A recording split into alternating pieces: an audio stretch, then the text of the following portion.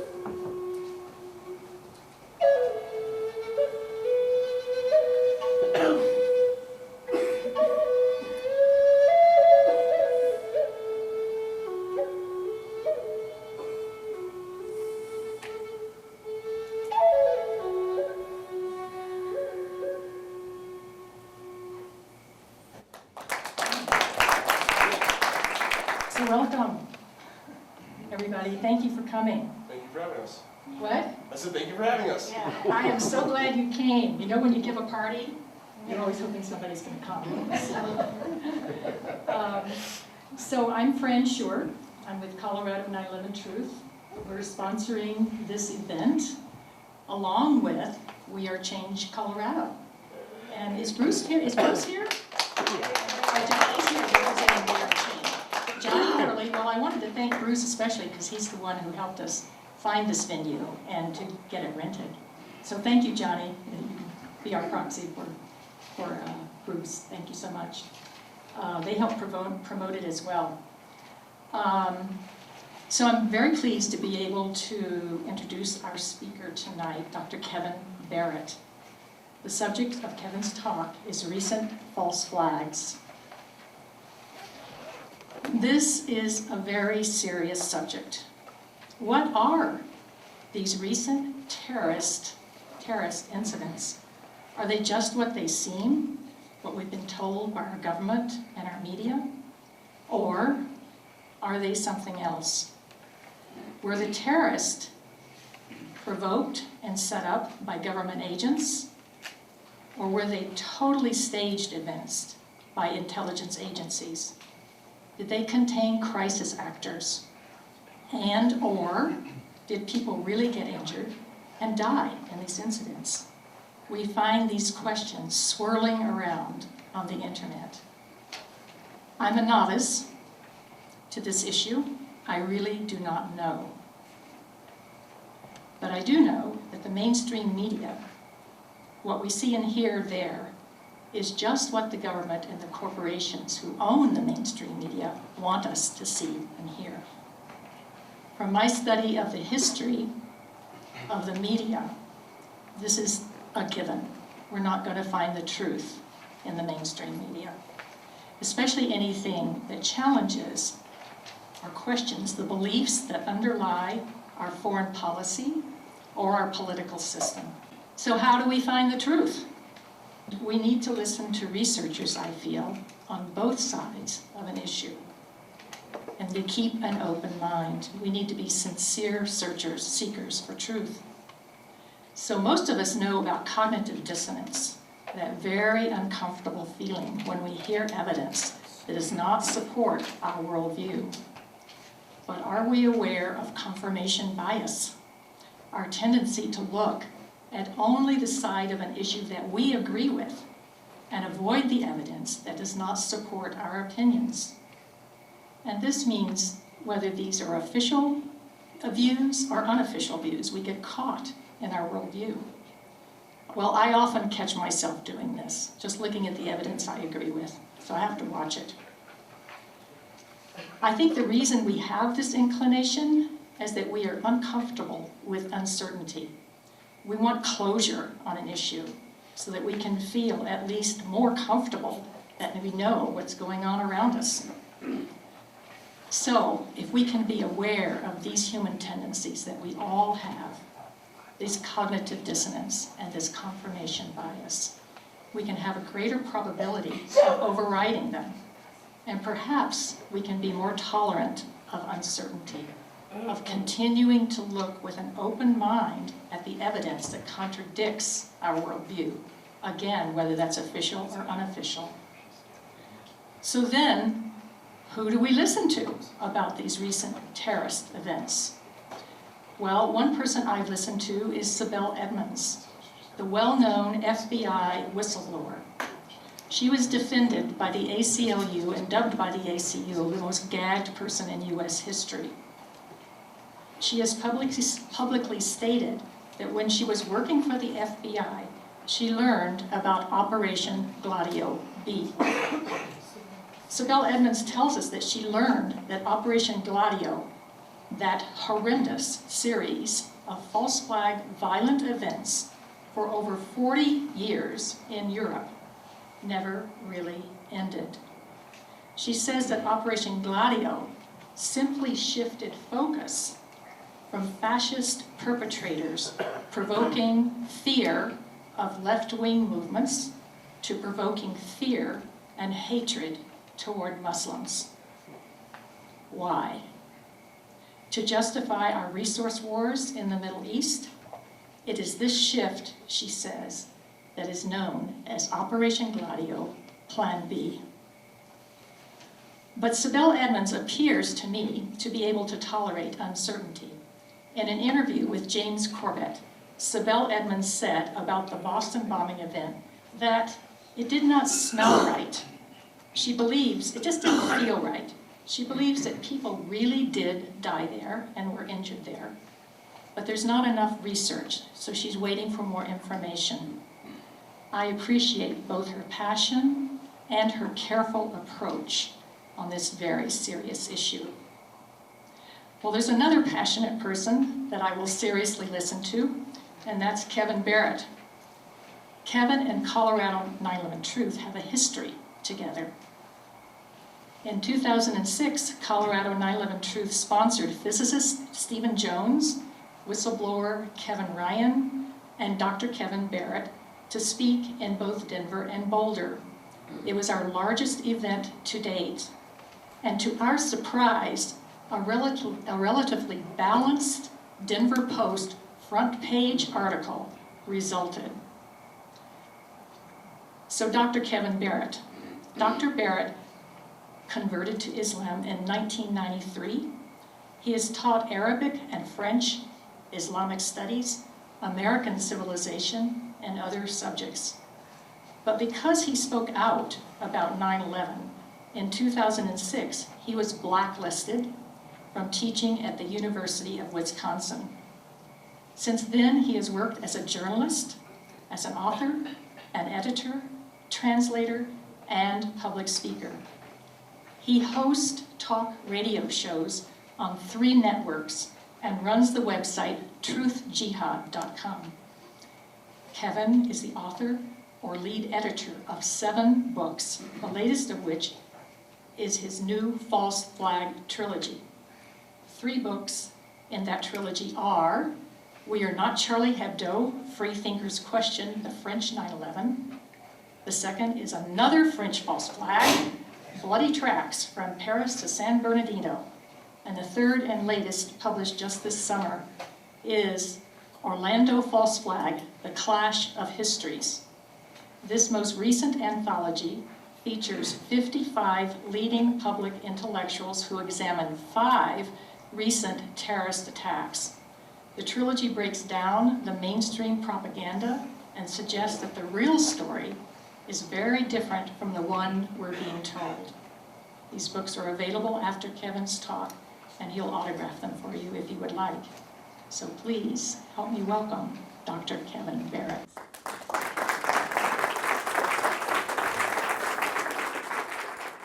Thank you, Fran, and thank all of you for coming out here. It's great to be in Denver on Indigenous Peoples Day. You know, this is sort of like a, not exactly a flashback, but more of a flash forward to what I thought Denver and the United States might start to look like by 2016, back when I was a starry-eyed idealist hippie type in maybe the late 1970s-ish. There are marijuana emporiums on the streets. It took a long time for that flash forward to show up.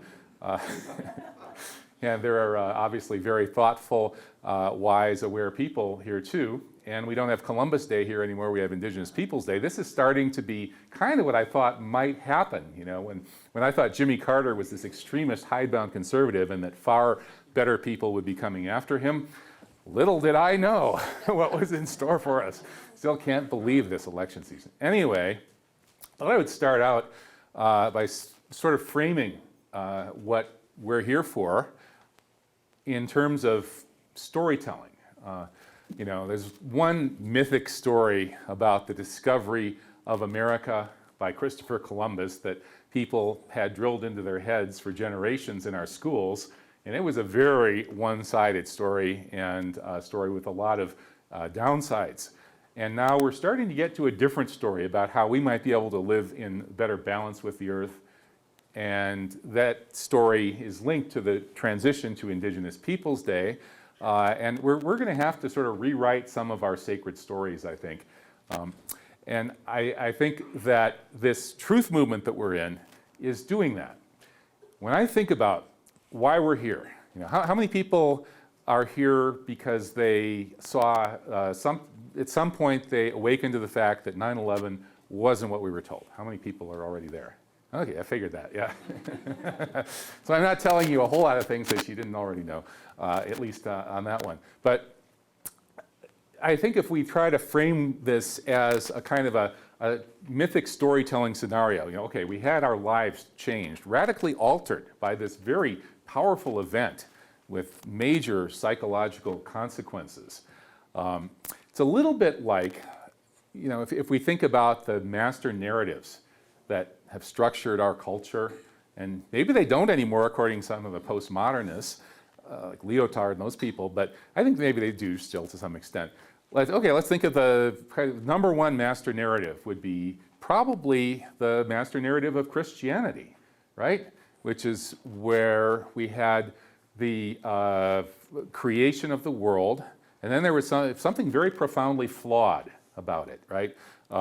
The fall of Satan, you know, Satan's rebellion, the fall of man, a terrible flaw crept into creation.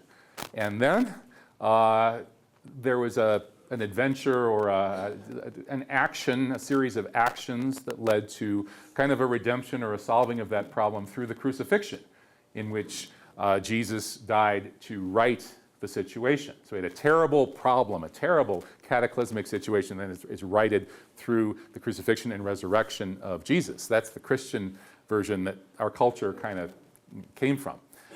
Well, let's move to a more secular key.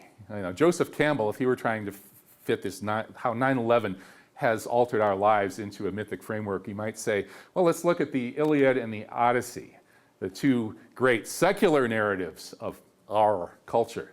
How about the Iliad? That starts out with a terrible fall, a terrible problem, a horrible blasphemous thing happens, an atrocity, an outrage, a sacrilege.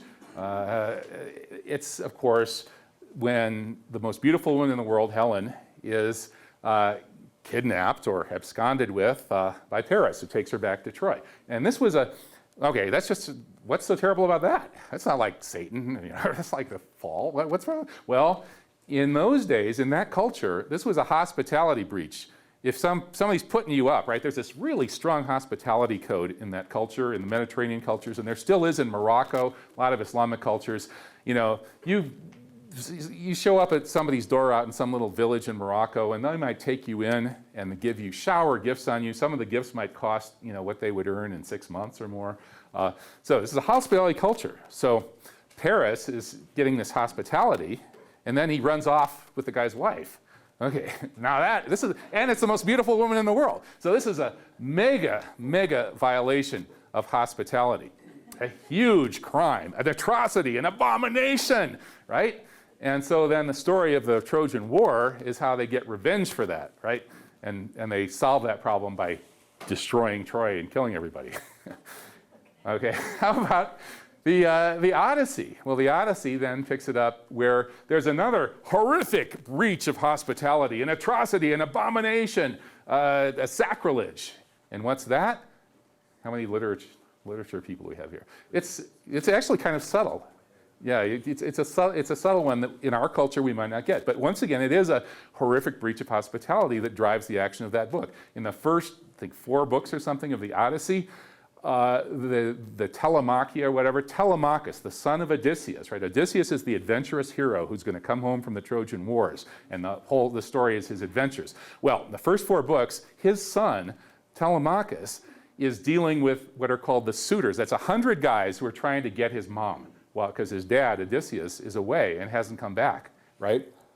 So there's this situation where these suitors are taking advantage of the hospitality. They barge into his house. He's the king. Odysseus is the king. So he's got this big house. His wife's been waiting for him for like 10 or 15 years or something. And so they barge in there. They drink all the wine. They eat all the food. They just trash the place, party and trash the place. And this is a microcosm of how the whole society on that island is falling apart. The island of Ithaca is falling apart because the king is gone. There's no male authority. And his kid, Telemachus, doesn't know how to live either. He hasn't really grown up. So there's this huge problem, and it's driven especially by the climax of it in those first 4 books is the trashing of hospitality by these guests. Right? And that's an abomination, a sacrilege, an outrage. And Odysseus had better get home and right that situation and kill those 100 suitors of his wife. And he does. So, long story short. Very long story, very short. Anyway, so let's think about 9/11 truth now. Okay, we had on 9/11, I submit to you, a sacrilege, an abomination, and an outrage. And of course, most people would agree with that, right? But it was a lot worse of an abomination and an outrage and a sacrilege than even they realized. And that, when we woke up to that, we, in the truth movement, we embarked on a Joseph Campbell kind of hero's journey of like, wow, there's a real serious problem in this society. They've gone way too far. I know when I woke up to 9/11 at the end of 2003, I was my response was, they've gone too far. And I think my response, it's not just psychology, like Fran would explain, but I would say it's a religious response, because I think we are homo religiosus. We're meant to revere and to worship. That's our deepest nature. And when something somebody just breaks the basic sort of laws of decency in this really outrageous way, our sort of sense of our souls are offended by it. And man, this is not right. This is, you take it personally. And you know, I was only 4 years old when Kennedy was killed, and I didn't figure out who really did that one until, you know, I was in high school in the 70s. And by then, I was pretty outraged. And I kind of, you know, sort of half did, you know, what 9/11 drove me to do.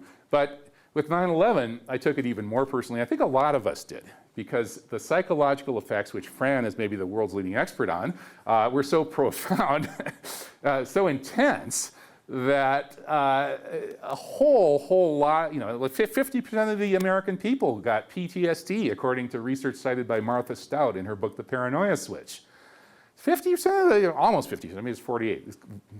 You like Donald Trump here and sort of make stuff up. No, it was almost 50% of the people, of the American people got clinical symptoms of PTSD from those images on television, according to Martha Stout. So that is a huge psychological response. Nothing like that ever happened like in one instant, or, you know, a relative instant to the human mind collectively ever before this. So then, when we wake up and see that it was even more shocking, vastly more shocking than we realized, it's a big lie. They blew up the buildings with 3,000 people inside. They did something at the Pentagon, but it sure wasn't a hijacked plane hitting it. They did something at that little 15-foot hole in the ground in Shanksville, but it sure wasn't a plane disappearing into the ground completely, leaving nothing whatsoever except for a few pieces of scrap metal and a passport and a Shia bandana on radical anti-Shia hijackers that just showed up there next to that little hole in the ground. This is a lie that's so far off the scale, you know, a Hitler-style big lie. Right? People will buy little lies. They tell little lies themselves, but if you make it big enough, they can't even wrap their minds around it. You know, they can't comprehend that anybody could have the unmitigated audacity to do something like that. So once you wake up to it, then, wow, it's like 100 times more shocking than the original thing was. And so I think we're sort of on a mythic quest here to find a boon, right? Joseph Campbell in his hero's journey talks about the going off looking for a boon that will solve the problem of the wasteland, or, you know, there's a blight in your home country, a serious blight, this horrible sacrilege or whatever it is, something really bad's going on. And so you go off on this hero's journey to try to bring back the boon that will help fix the problem and restore some semblance of natural, normal, decent order. So that's kind of what we're doing here. That's the larger mythic framework. And that's what I kind of flashed on that I was doing while I was on this long drive from Wisconsin out here. So that's why I'm still keeping up with these false flag follow-up operations to 9/11, because I think that's what these are. I think that 9/11 was the big event designed to shock people into a kind of a new state so they could turn history in a different direction. But to keep the psychological effects going, to keep the pot boiling, they had to keep doing more of these to keep us remembering it. Because today, people, you know, born after 9/11 are growing up. You know, the high school kids these days don't even remember when it happened. So they have to keep the pot boiling with these follow-ups. Okay, so let's get on with the recent false flags. On 9/11, the term false flag had not yet become a popular internet meme. The internet wasn't even what it is now. And on that day, probably the only people who knew what a false flag operation was were military people who study how to do them in military academies. And they do, believe me. There are references to false flag operations and how to do them, and recommendations that they be done in U.S. Special Forces manuals that have been distributed in Central America on multiple occasions. There are multiple editions of U.S. Special Forces manuals recommending false flag operations, and they are distributed and given to the people that our military is training or has trained in Central America. But back then, nobody had the slightest clue of what a false flag was, and that probably made it a lot easier for the perpetrators to do such an obvious one and get away with it. Getting a mass response to these things is key. When we're individuals, we are more capable of thinking critically. When we're emoting with a crowd, we kind of tend to go with the emotions of the crowd. It's a natural human response, and it was quite extreme in the aftermath of the Charlie Hebdo attacks, which took place on January 7th of 2015. And here we have a huge crowd of people all holding the same sign, which was kind of amazing. They were able to get millions of identical signs out there in the streets of France, more than 1 million people in Paris alone, and this many of them with exactly the same sign. That all happened almost instantly.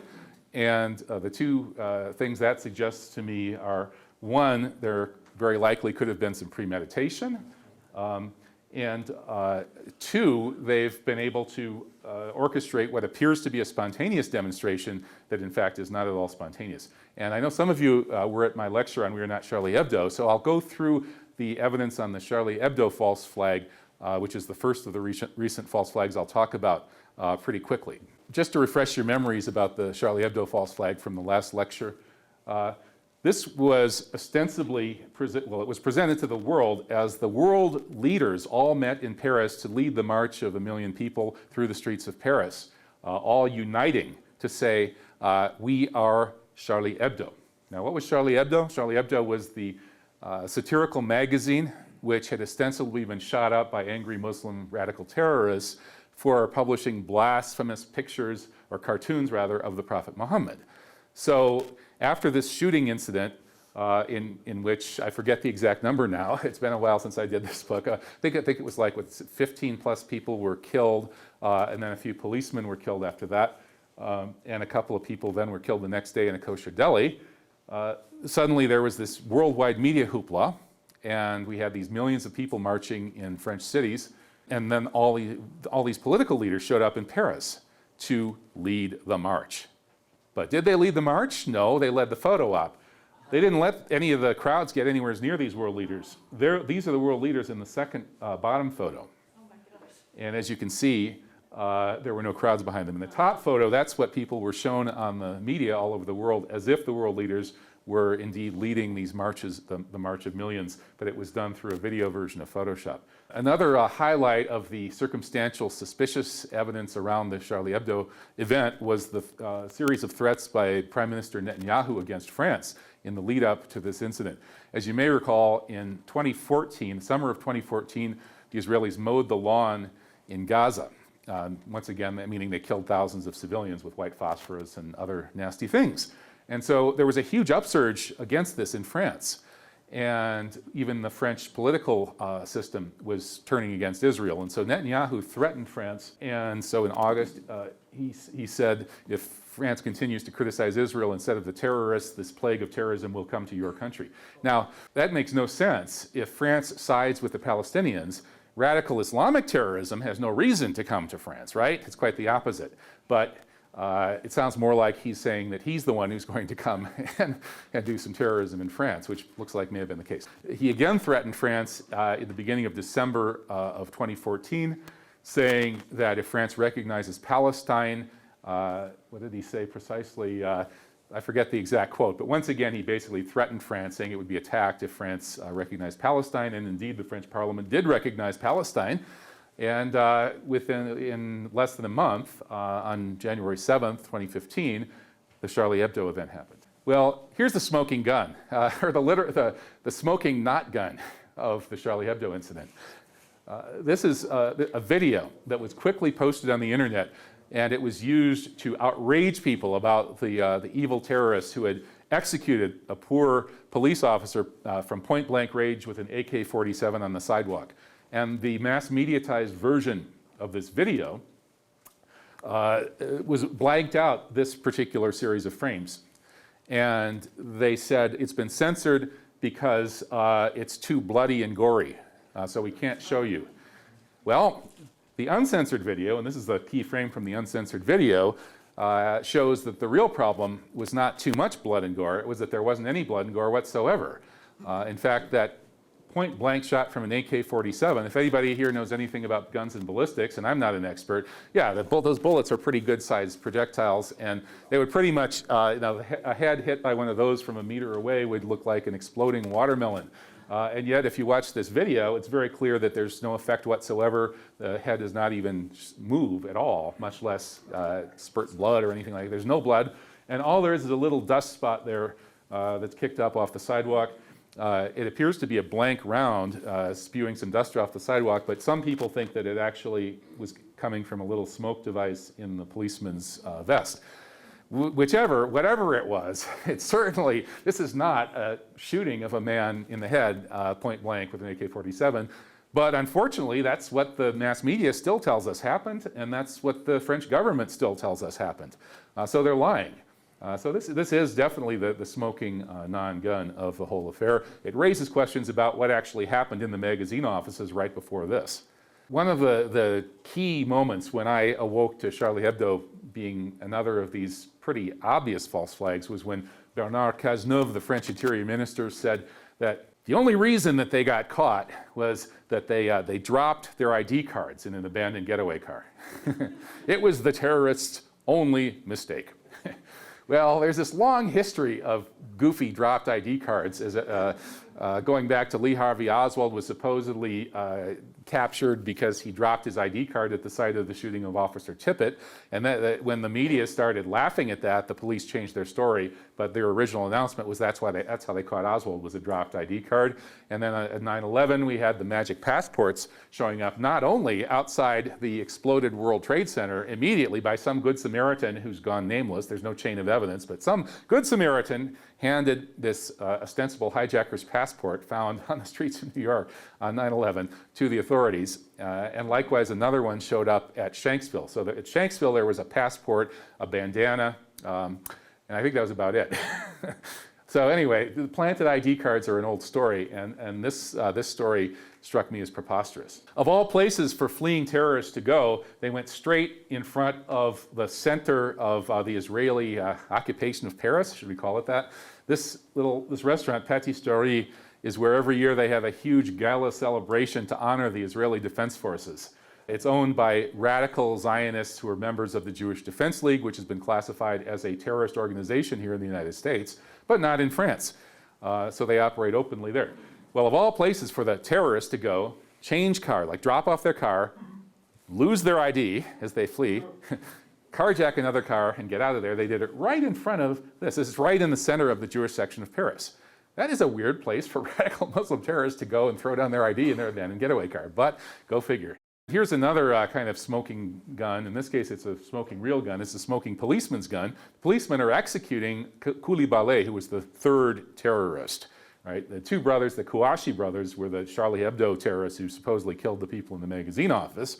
Well, this third guy, an African Muslim named Coulibaly, supposedly took hostages, killed a policeman, and then was himself shot in a shootout when they rescued the hostages. That's the official story. But here's Coulibaly being killed by police, and his hands are tied together. If you watch the video, his hands are together the whole way as he goes flying into the frame and gets shot. Looks like he's been handcuffed and thrown in front of the window, and the police have then shot him. If that's the case, then whatever happened with the Coulibaly incident, it certainly wasn't what we were told, and he was just executed by police. Coulibaly, it turns out, was an old operative of Sarkozy. Sarkozy is the former president of France, who's a close associate of Netanyahu and the Netanyahu forces out of Israel. Coulibaly had done PR, at least one PR op with Sarkozy in the past. Now, the official story is this was just a random coincidence. Coulibaly is just some guy from the Muslim ghetto in Paris who just happened to become a terrorist, and it's just a coincidence that he was doing PR ops with Sarkozy in the past. Others would say, it looks like they're using their own operatives. And the other two guys, the Kouachi brothers who shot off the magazine office, supposedly, are also, they look like they're operatives of the intelligence services, just like Coulibaly.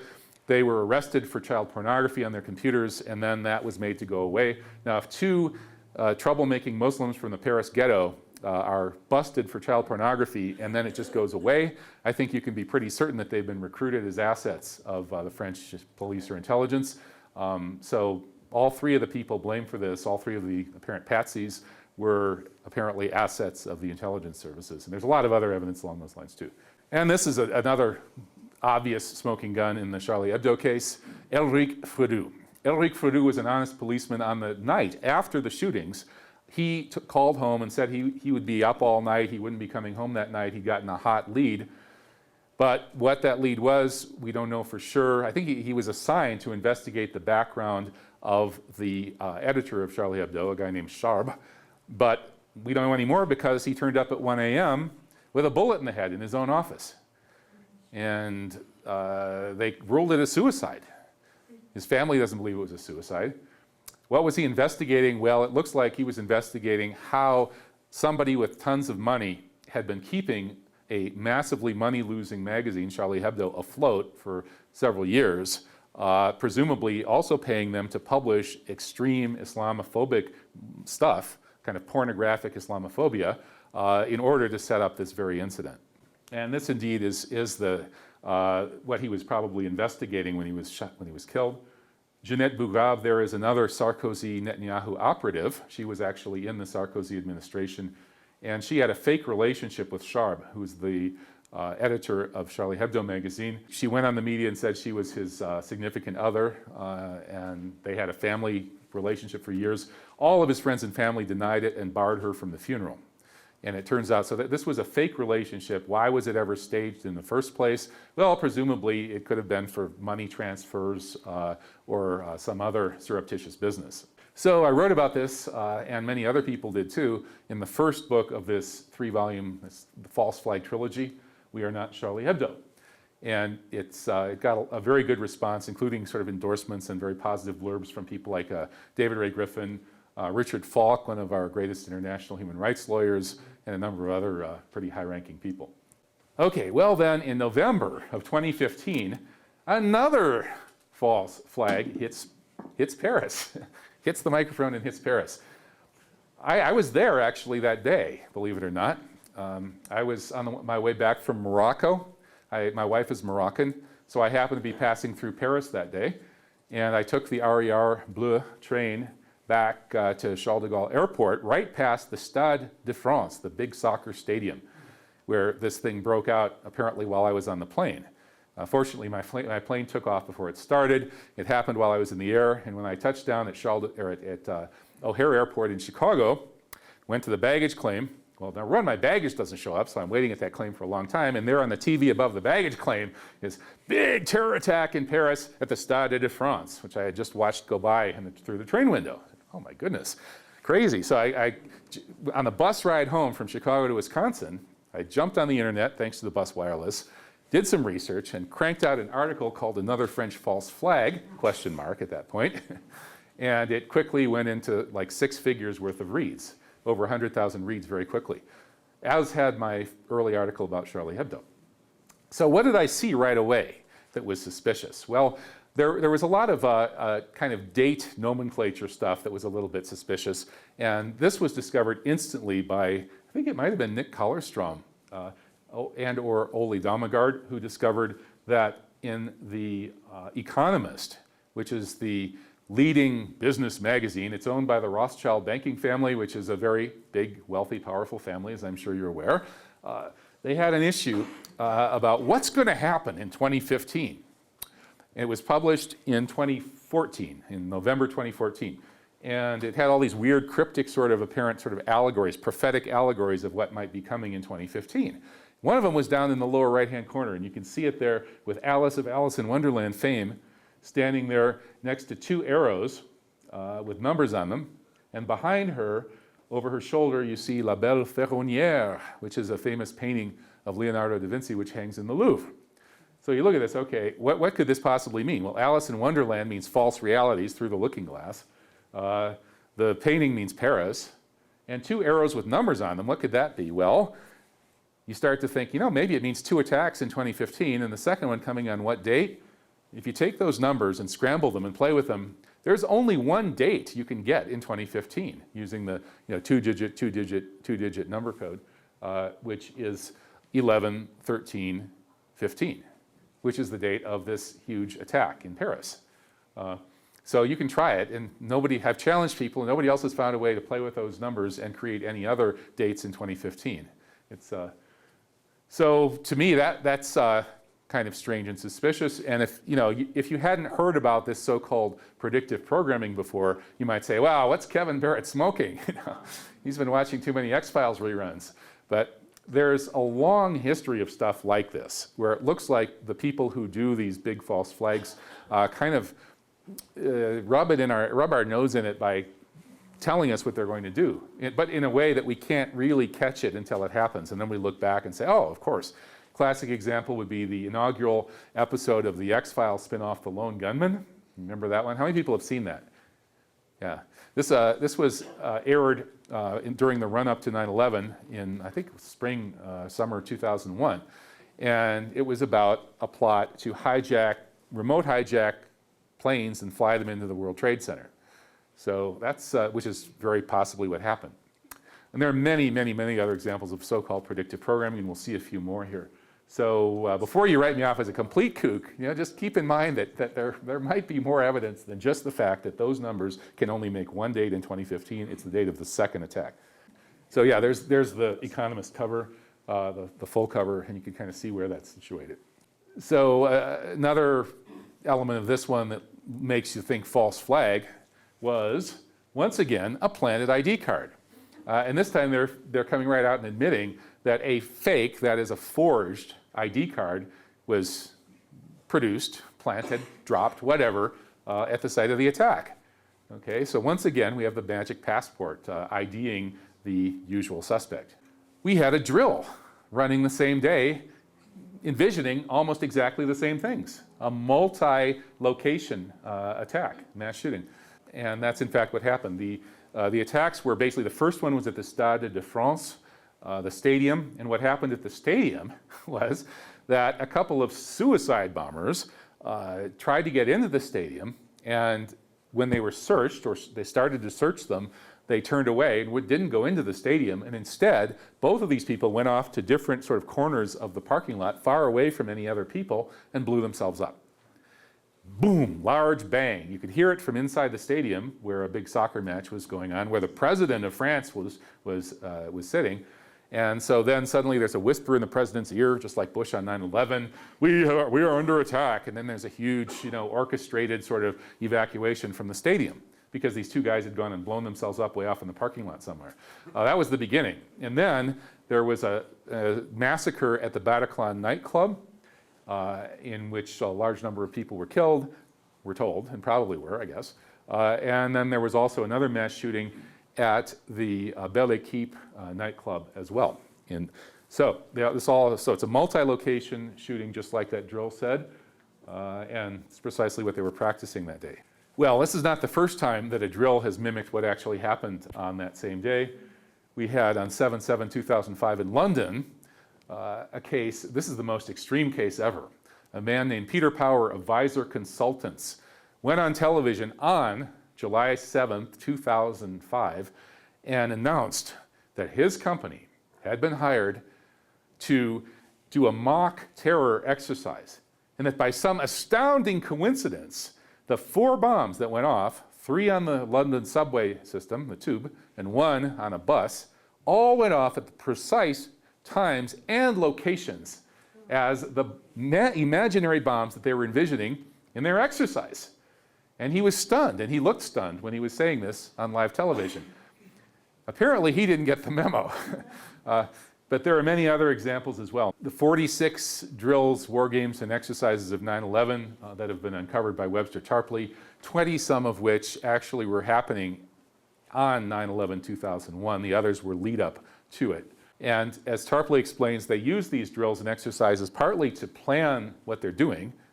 And if you get caught, your colleague looks at your computer screen and says, "What are you doing?" And you say, "Oh, it's part of a drill. We're just running drills." You may recall that on the famous NORAD tapes of the 9/11 NORAD response, you hear the NORAD personnel, or rather, I'm sorry, the FAA personnel, actually, I think it is, saying, is this real world or exercise?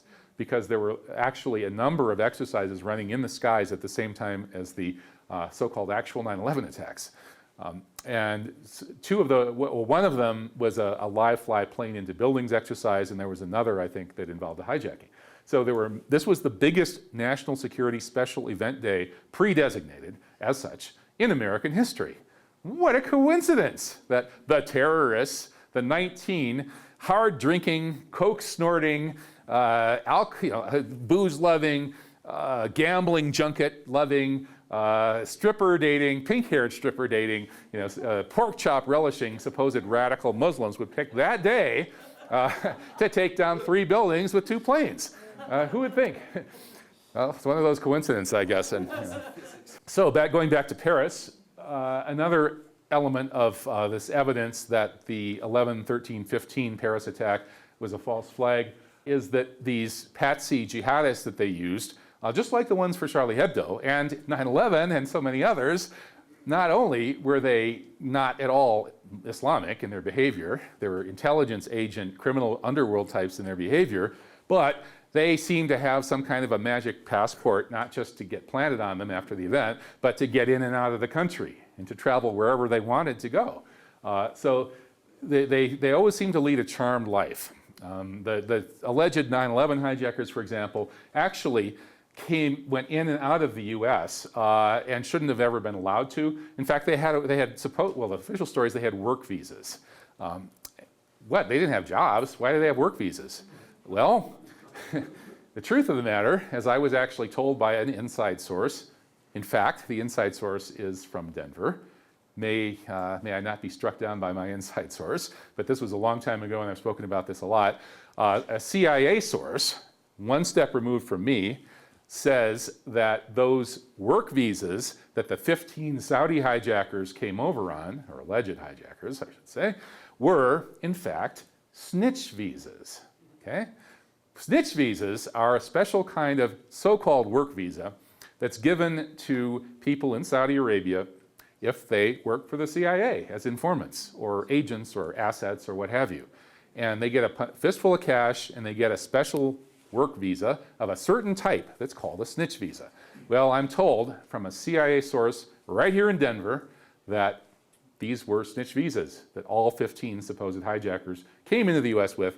And so these work visas, for not doing any work in the US, allowed them to travel wherever they wanted, leave the country, come back into the country, and so on. So we had the same kind of situation here. This guy, the Abdul Hamid Abaoud, the supposed mastermind of this attack, did he ever lead a charmed life?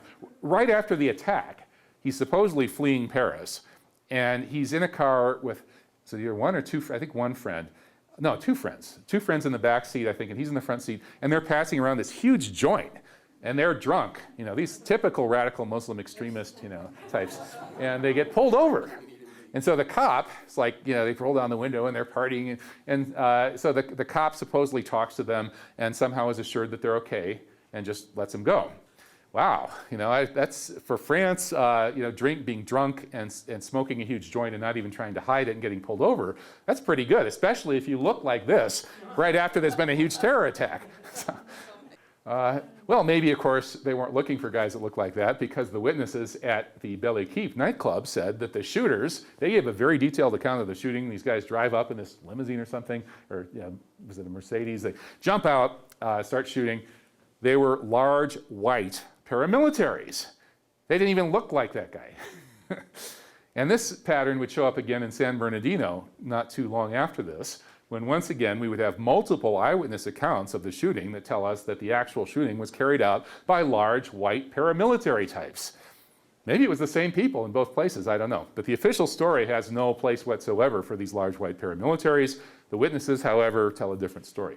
Well, of course, every time these things happen, we get the usual propaganda out of the mainstream media. That doesn't prove it's a false flag, but it certainly proves that somebody is benefiting from this propaganda. The media wouldn't go into full-scale, full frontal propaganda mode unless there was somebody with monetary interest that had a link to the media that was gaining from it. And we see this pattern over and over with these things. And of course, one of the big winners is the military-industrial complex, that so-called peace dividend that they had to worry about when our GDP, percentage of our GDP spent on the military was starting to go a little bit down there in the 1990s.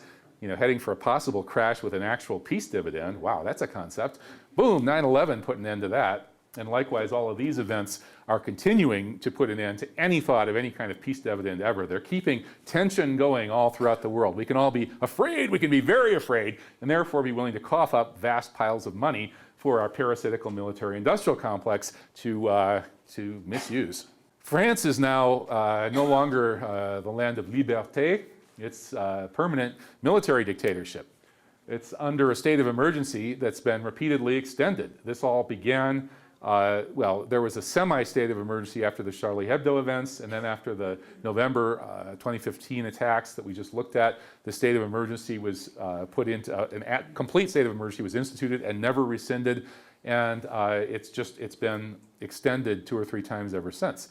So France is no longer a functioning constitutional democratic republic. It's a military dictatorship. And it's not just France, folks. I'm sorry to tell you this, but it appears that the United States of America is very likely still under a state of emergency that went into effect on 9/11.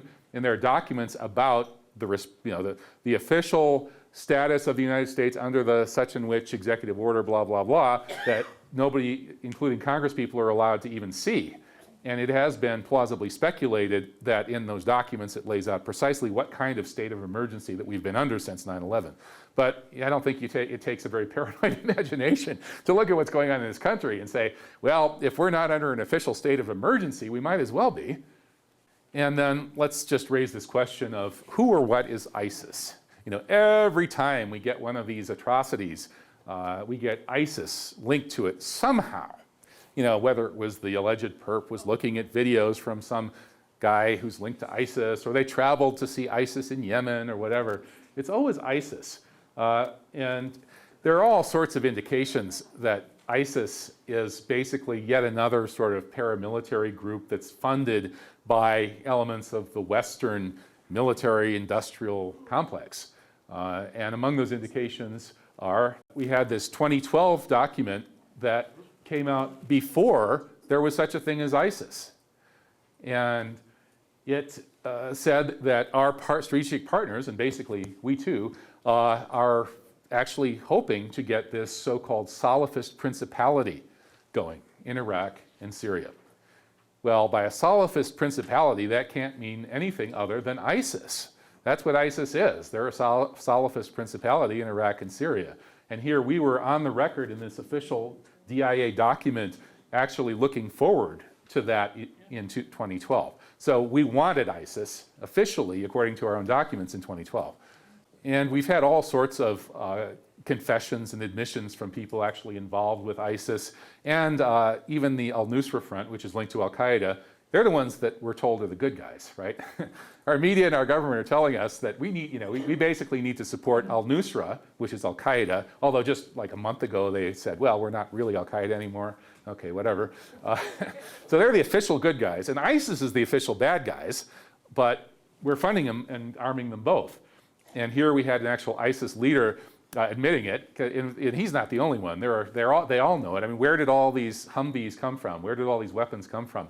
As Sheikh Imran Hussein says, they didn't come from Santa Claus.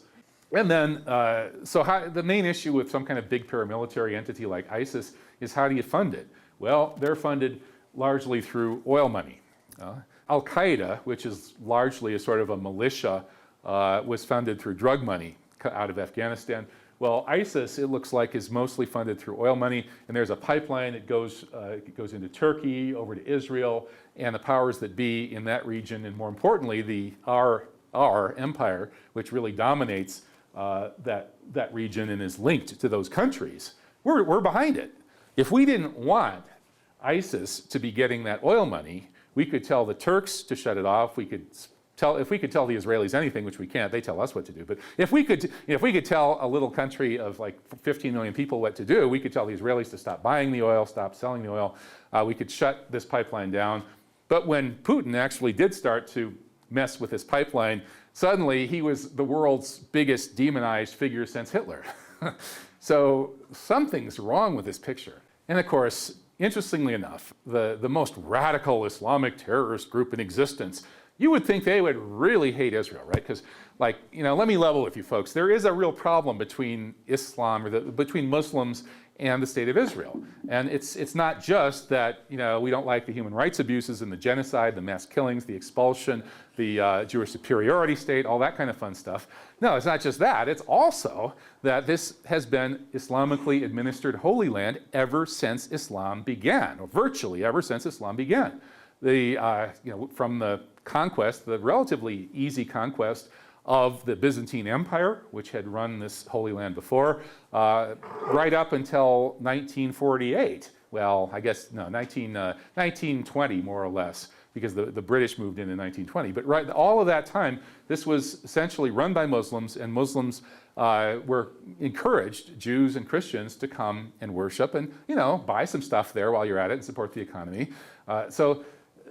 But Muslims do have a very strong attachment to this Holy Land. And so having this invasion of people from all the way around the world conducting this ethnic cleansing to create a state that is not inclusive of Muslims, or Christians for that matter, is not, it doesn't go over well with Muslims. So if any genuine, radical, angry, violent Muslim group would obviously, they're going to target Israel first and foremost, right? I mean, every real angry Muslim group would do that. But none of them, except for the real ones, actually do.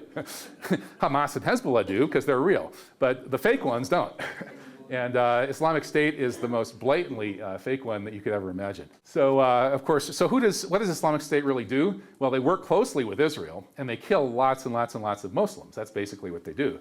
90% plus of their victims are Muslims. And then just for show, they sometimes will go and butcher some Yazidis or butcher some Christians or whatever. They never seem to go after the Israelis, but we're really insanely fanatical Muslims, and you have to think our way or we'll kill you. And so they kill a ton of Muslims. And oh yeah, Christian, well, you don't think our way either. These people are, they're completely psycho.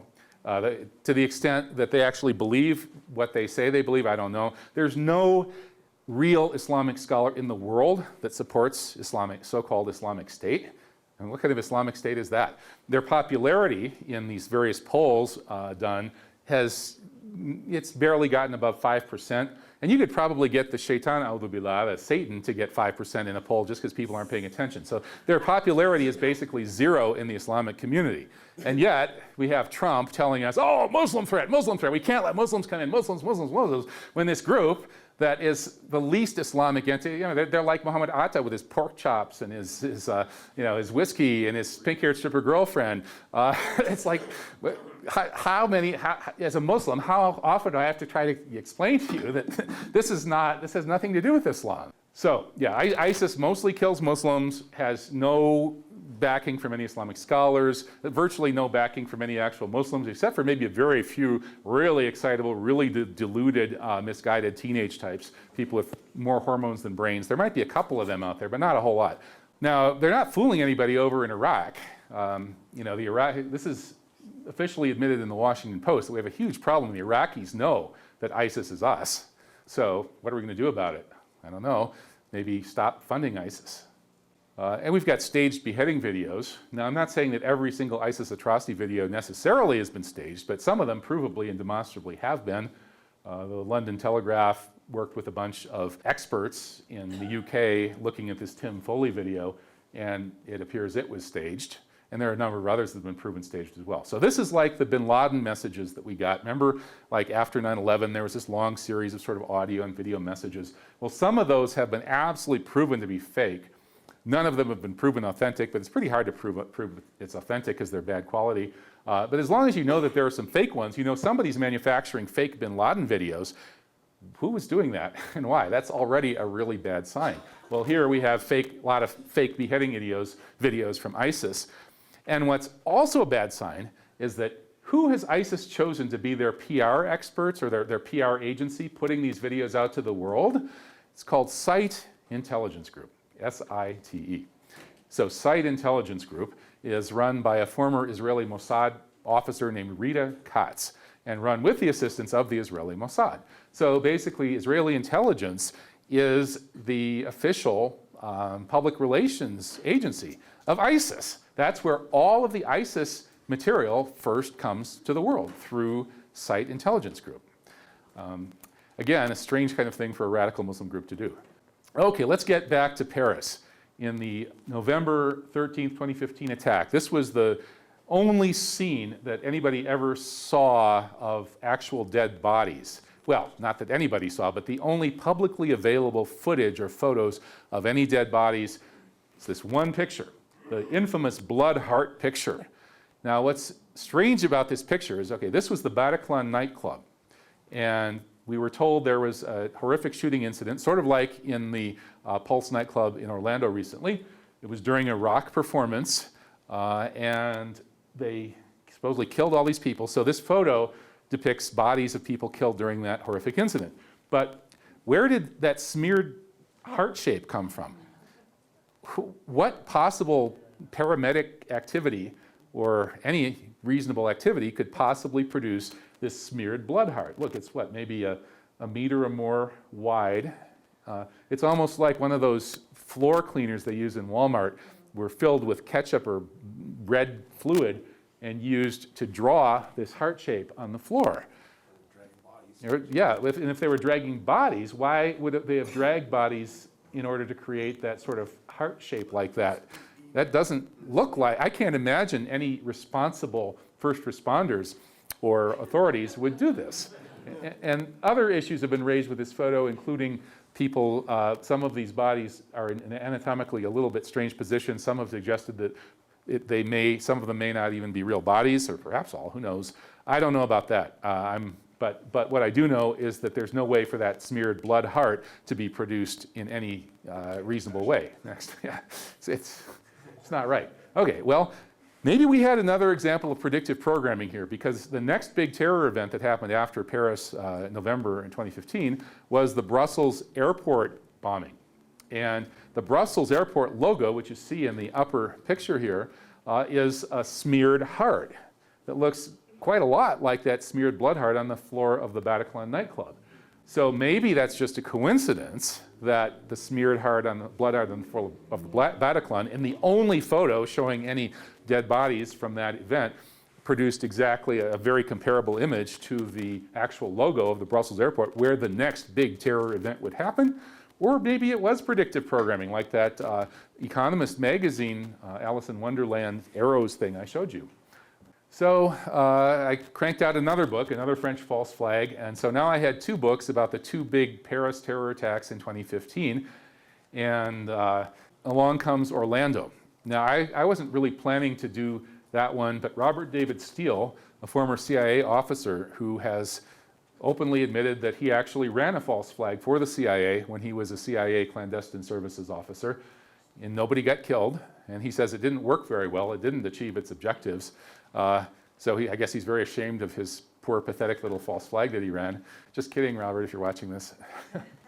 He's actually a brilliant man. He's the founder of the open source intelligence movement, and he's one of the world's leading book reviewers. He's got more and probably better and more interesting reviews on Amazon than any other reviewer I know of. A brilliant guy. And he's really gone out on a limb with this stuff because, of course, once you talk about these false flags, you'll never work in the mainstream town again. And so he's still, he gets a certain amount of exposure in the sort of semi-mainstream kind of controlled opposition, foundation-funded left kind of media, but probably a lot less than he would have if he didn't tell the truth about these things. So he became the go-to guy, the consultant for this book, and he contributed what became the first lengthy piece in the book, which is a list of all of the pieces of evidence that point at this being a false flag. I cranked out my mandatory sort of first glance article on this, which, like all of these, every one of these big terror events, including San Bernardino, I greeted with a very quick article giving people reason to be suspicious that quickly went into 6 figures worth of readership.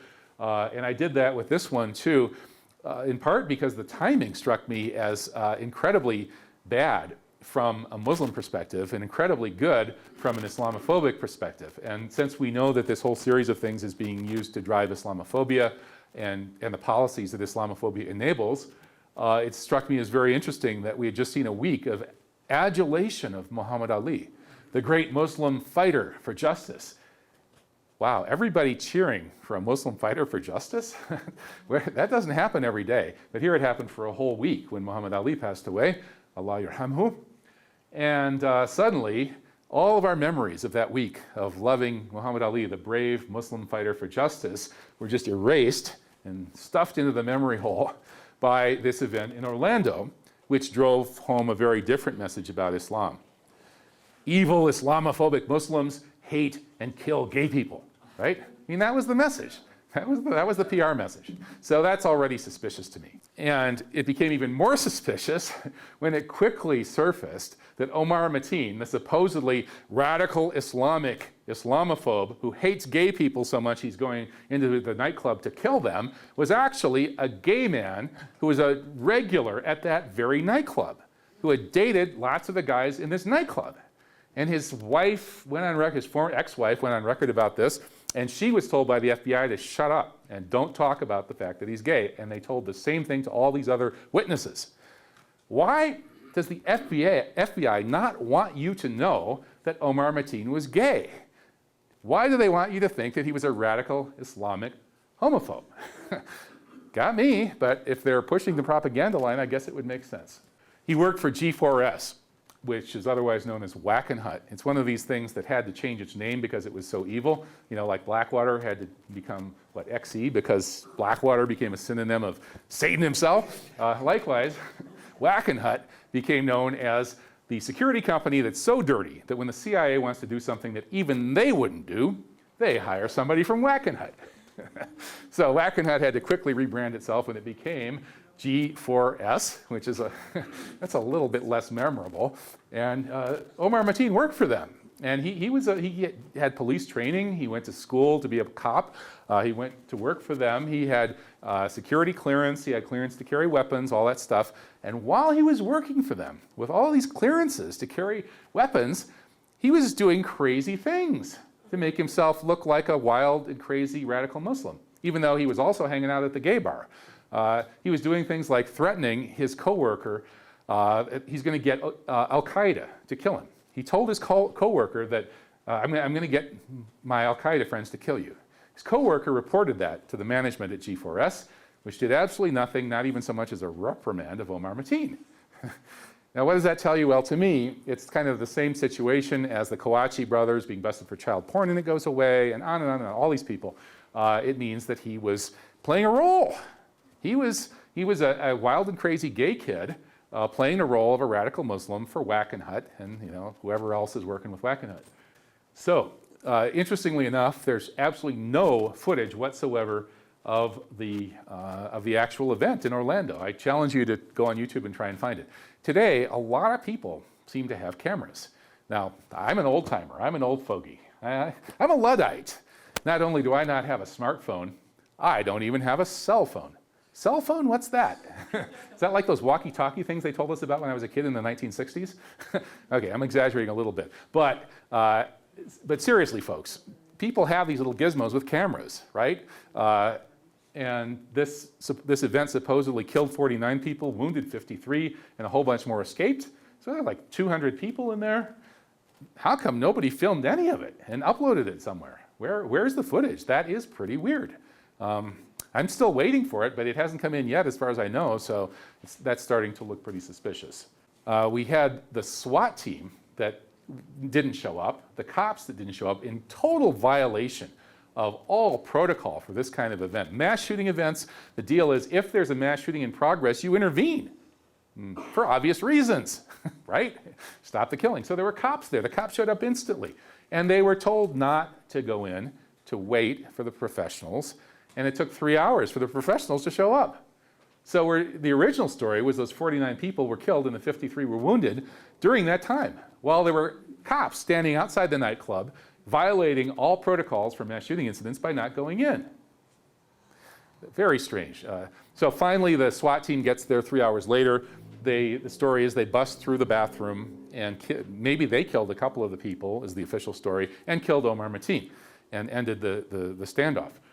But, and then the story changed and supposedly almost all the people were killed at the very end of it during that police shootout. The ballistics evidence on whose bullets really killed whom has never been made public. So it's all still a bit of a mystery. Here's another mystery. Robert David Steele just can't believe this one. How many people have seen this video? This is the laughing, smirking policeman at the very, very serious, formal function mourning the victims, mourning this event. This was a police department event about the worst disaster they'd ever had in Orlando. And here we have the larger video frame would show a bunch of police, and we've zoomed in to show this laughing, smirking cop. As they're going through this very serious, almost funereal kind of ritual sort of event commemorating the dead and commemorating what just happened in the nightclub, or what we were told just happened, this guy with a smile on his face is nudging the guy next to him and smirking at him. You have to watch this video to believe it. What's that about? I don't know. It doesn't really add up with the official story. I mean, maybe the guy was on drugs or something, but just watch the video and tell me what you think. There are a number of anomalies as far as what little footage we do have of the street outside, such as victims being carried towards the nightclub rather than away from it. In one case, carried right to the edge of the camera frame, and they looked like they maybe thought they were off camera. And then they just drop the guy who was supposedly wounded, and he just walks away perfectly fine. So there are a number of these kinds of anomalous videos that have given rise to a lot of questions. This is a major loose thread, and here I would like to go back to what Fran said in the introduction about we don't like non-closure. We want to get closure. We want to know what to think about something. Uncertainty drives us crazy. And in so many of these cases, premature closure might not be so good, Like, should we jump to the conclusion that it's all staged with crisis actors because of these little snippets of footage I showed you? No, I don't think so. I think we should keep an open mind and keep looking for more evidence and try to find a way to actually get evidence, such as arresting a whole bunch of people and putting them under oath and giving them immunity for testimony and all those things that police are supposed to do. Well, anyway, here's a major loose thread. The day after, I believe it was, the day after Orlando, this guy, James Wesley Howell, was arrested in the Los Angeles area heading for a gay pride parade in Santa Monica. And there are sort of two versions of this story. The mainstream version is that they arrested him for some reason that isn't very well explained and found that his car was packed with like weapons and explosives. And they determined that he was possibly heading for the gay pride parade. And so he was arrested, and then he was turned over to the FBI, and they won't say another word about him. That's the official version. The non-official version, which is from somebody from We Are Change LA, which supposedly relies on a whistleblower from the Santa Monica Police Department, is that John Wesley Howell turned himself in to Santa Monica Police, told them that he and Omar Mateen had trained together in Virginia with the CIA, and that these two false flag events were supposed to happen one after the other. He was involved in the one in Santa Monica, but when he heard that Omar Mateen had died in Florida, he realized that he was going to be killed, and so he was turning himself in for his own protection. So that's the alternative media story coming from a We Are Change source, supposedly coming from Santa Monica Police Department.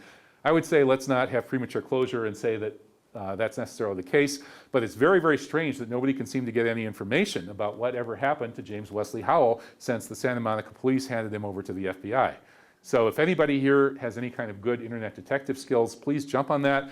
I haven't had time to get on it in the last 2 or 3 weeks. Henry McCoe has been trying to light a fire under people to get people investigating, but so far you call the Santa Monica Police and they just won't talk about this guy. And so if you have skills involved in getting into police databases and stuff, and well, legally of course. Well, the police are supposed to, yeah, you just go hack them. No. You're supposed to be able to find out who the police are holding in jail, right? I mean, they're supposed to keep records. They can't just disappear people and not, right. That's called habeas corpus, I believe. So they should be able to tell us what happened to James Wesley Howell. I mean, who knows what really happened? This could be a giant red herring. It could be a manufactured red herring to waste our time and make us look crazy when we rave about it. But I don't know. No premature closure, though, but this really needs to be investigated. And here's another fascinating little tidbit about Orlando. So these events happen. Fox News goes into overdrive. And now I like isn't the right word, but I gravitate to Fox News sometimes after these events just to see what the propaganda line is. And here we had this radical imam who was being blamed for radicalizing Omar Mateen. And this imam, what was his name, Robertson or something? Marcus Dwayne Robertson. He was being blamed for the whole thing on Fox News right after it happened. Then he ran to Fox News and said, no, let me tell you my story. He did an interview with Fox News and explained that, no, you've got this all wrong. I'm not really radical. And, I had my reasons for sort of pretending to be radical. And go look at my court case. Well, Fox News never looked at his court case, but his court case involved, he was being prosecuted for some sort of misstep by our Homeland Security apparatus as a supposed radical Muslim, whatever. And he convinced the judge that, in fact, the reason that they were doing this to him was that he had been working with the CIA in a foreign country, and they had ordered him, as part of one of their operations, to fire on American citizens, and he refused. The judge bought it. The judge accepted that story as true and freed him. And this is the deposition that he made. During the course of the meeting, the plaintiff got into an argument with the CIA agent because the plaintiff refused to take an operation in which he was required to intentionally shoot on American citizens. After this incident, the plaintiff was flagged. So that was where he became, instead of one of the good Muslims working with the law enforcement, intelligence authorities, they punished him. And this is a common pattern. There are a lot of people, a lot of Muslims in the United States are locked up right now, not for anything that they did, but because they either refused or they backed out from being FBI informants or other kinds of intelligence informants. Well, right after Orlando, this thing happened in Nice, and once again, I caught that on Fox News by chance. I was traveling, happened to pull over, and found I could get online and watch Fox and write about this and investigate it in a McDonald's for the price of a senior coffee. I had free internet connection. So once again, I cranked out my, de rigueur, 100,000, 200,000, 300,000 read instant analysis of one of these events. And here, I didn't have that much to go on other than the propaganda was even more ridiculous than usual. Hannity was bringing on radical Islamophobe guest after radical Islamophobe guest, all basically, we're going to have to kill all the Muslims. I mean, just about up to that point. It was really extreme. And my first sense was that the numbers were a little bit interesting. There is a lot of evidence, and again, this is one of those things that if you talk about it with neophytes, they'll say, well, you've been smoking too much, you've got a beautiful mind. When you say that the numbers of the dates in which these things are run may be chosen by the people doing this. Like they love 11s, right? Not just 9/11, but the Kennedy assassination was 11/22. And if you make a list of all the biggest false flags, the 10 biggest ones since 9/11, I think 7 of them have prominently featured 11s, and often with in multiples of 11, often more than one in the date. And of course, there were 911 days between 9/11 and the Madrid bombings. For whatever that's worth, there's all of these things. You go on and on about these crazy numerical coincidences, or maybe not.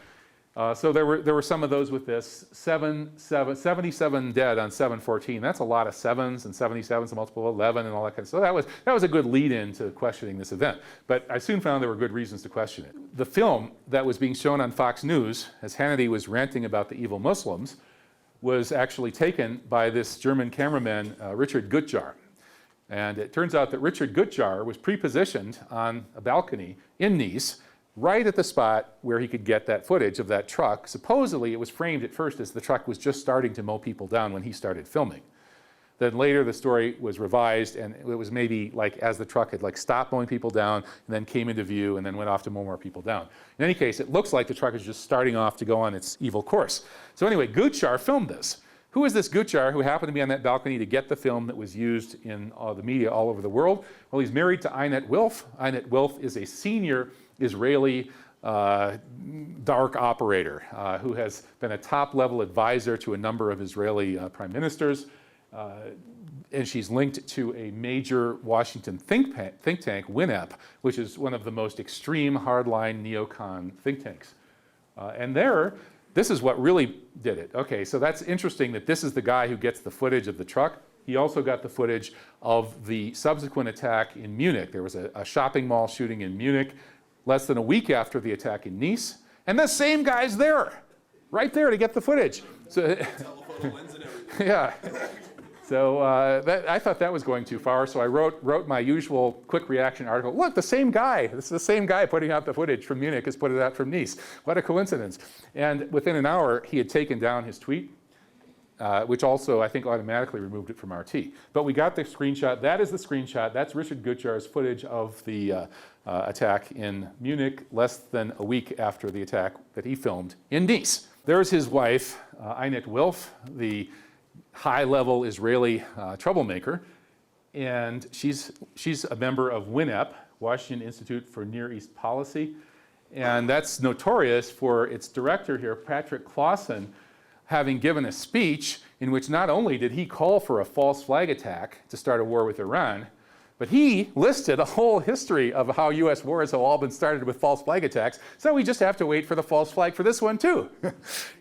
We couldn't go into this, you couldn't fight Spain until the USS Maine was blown up. I forget exactly which ones he named, but we couldn't get into World War I without the Lusitania. We couldn't go into World War II until Pearl Harbor. We couldn't go into Vietnam until the Gulf of Tonkin. And we're not going to be able to go after Iran until we get another of these events. That's basically what he says. Watch the YouTube. It's stunning. So she works with that think tank, which is a radical neocon think tank. And it's, if you think it's a coincidence that her husband is the one who's always showing up pre-positioned to provide the iconic footage of the terror attacks to terrorize the world with, I think you are a crazy coincidence theorist. Another interesting anomaly after Nice was that the National Terror Police ordered all of the CCTV footage of the event for a full 24 hours before and a little after it destroyed. So the evidence, the CCTV evidence of what happened with that truck mowing people down was ordered destroyed by the National Terror Police. That's a little strange. And the Nice police, fortunately we had a couple of honest policemen here, and last I heard she's still alive, unlike Elric Fredou, the honest policeman who was killed for investigating Charlie Hebdo, but I think she's still alive. She said, and some other people in her department backed her up and said, sorry, we're not going to destroy evidence. Never before we've been asked to destroy evidence, and we're not going to start now. So I think that material is all under some kind of lock and key somewhere. Last I heard, it hadn't been destroyed. But you can't find any follow-up information on this in the mainstream media. You probably have to go over to Nice and investigate, which might be a little dangerous, Nice being a mafiosi and Zionist intelligence stronghold, which is partly one of the reasons they may have chosen Nice for that particular attack. So I managed to cover a little bit of the Nice attack in this new book, Orlando False Flag, The Clash of Histories. And the list of contributors is pretty impressive. Altogether, the 3 books taken together have 55 leading public intellectuals, of whom more than 40 are essentially supporting the false flag thesis. And another dozen maybe are not, but pushing back against the propaganda in some other way. And there are a number of well-known names in these books. In the first book, we have Rabbi Michael Lerner, the leading Jewish kind of left establishment rabbi. He's actually in the book, and he's pushing back against the propaganda. He's not saying it's a false flag, though, and he wants you to know that. In the second book, we have Ajamu Baraka, the Green Party vice presidential candidate, and I urge all of you to vote for him and Jill Stein.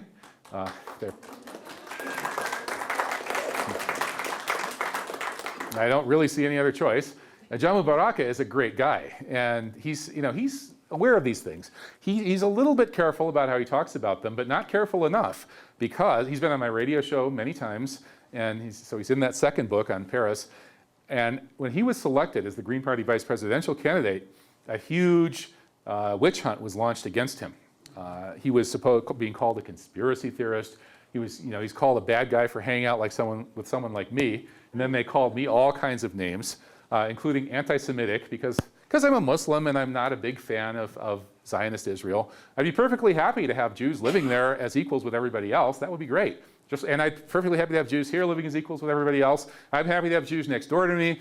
I actually have a positive prejudice towards Jews. If you tell me you're Jewish, my first thought is you're probably a little better educated and maybe a little funnier than the average person. But the B'nai B'rith and yeah, right. Yeah, I mean, there's all sorts of stereotypes. But my stereotypes about Jews are just fine because I've known a lot of Jews. They're all cool. Well, the ones that, yeah, I could tell you stories about some. My friend Bob in San Francisco. Hi, Bob. No, we won't get into Bob. But yeah, so I get called a anti-Semitic conspiracy theorist, and because I oppose people being thrown in prison for talking about the Holocaust in ways that somebody doesn't appreciate. I'm a Holocaust denier too, supposedly, for not liking people being imprisoned for their historical research. So all those names got thrown at me, and by association with Ajamu Baraka, and that witch hunt scared him for a few days. But he held his ground. He made some very clever statements in which he basically said, he said, I've never known what Kevin Barrett's position on any of this stuff is, like, least of all the Holocaust, but I deplore human suffering everywhere, including people who suffered in the Holocaust, things like that. And the witch hunt fizzled out, and so he survived, unlike various other people who've had their careers really messed with by this kind of thing. Anyway, so that's the end of the prepared talk. 55 leading public intellectuals of a wide variety of viewpoints. I like debate. I don't want to hear the same party line all the time. So I intentionally try to recruit people from different perspectives, different religions, and different analyses even of these events to some extent, to try to get a dialogue and conversation going, to get beyond preaching to the choir. I want Rabbi Lerner's fans, who a lot of them really don't like a lot of stuff that I do and don't like the false flag thesis. He got his house vandalized after Rabbi Lerner contributed to my earlier book on 9/11, which I have here. And I think he was getting some pushback on the Charlie Hebdo book as well, when he had to actually sort of distance himself from it. But in any case, the 55 leading public intellectuals in these 3 books, I think, are doing a great public service by starting a conversation that really we need to have. You know, since 9/11, there's been this wall of terror that's kept people silent about questioning these things. And it's obvious that there's a problem. There's obvious there's something wrong. The official versions of the whole war on terror don't make any sense. You know, we're using ISIS and Al-Qaeda to go after the government of Syria. ISIS and Al-Qaeda are our friends. We're arming them. What's going on? The whole situation doesn't make sense. We need to have a conversation about how we went down this path. We're on a path not only to bigger war in Syria, but that could now lead to World War III with Russia. And it's because we haven't had this conversation, because we've been terrorized into being silent, that so far we haven't managed to retrieve that boon that I mentioned as part of our hero's journey to come back to this godforsaken country and heal it. And not just go back to how it was before 9/11, and then some, and then a lot. We could have a much better world than we had before 9/11 by exposing these things. So congratulations to all of you for everything that you've done on these issues to start this conversation. I hope after you leave here, you will continue it. And I will continue it by taking questions. So thank you.